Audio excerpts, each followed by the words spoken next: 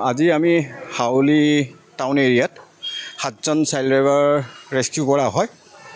ইয়াত আছিলে district child protection unit, child line, labour officer আৰু বচপন বচাও আন্দোলন।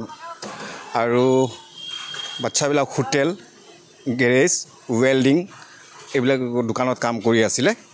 আৰু এতিয়া আমি বাচ্চাকেইটাক চাইল্ড ৱেলফেয়াৰ কমিটিত প্ৰডিউচ কৰিম আৰু মাক বাপেকক হেণ্ডঅভাৰ কৰাই দিম। এইটো আমাৰ ইনফৰ্মেশ্যন আহিছিল আমাৰ ওচৰত যে হাউলি টাউন এৰিয়াত এনেকৈ সৰু সৰু ল'ৰা ছোৱালীক কাম কৰাই আছে বুলি। এইটো ডিষ্ট্ৰিক্ট চাইল্ড প্ৰটেকশ্যন ইউনিট আছে, চাইল্ড লাইন আছে, বচপন বচাও আন্দোলন আছে আৰু লেবাৰ অফিচাৰ আছে আৰু পুলিচ।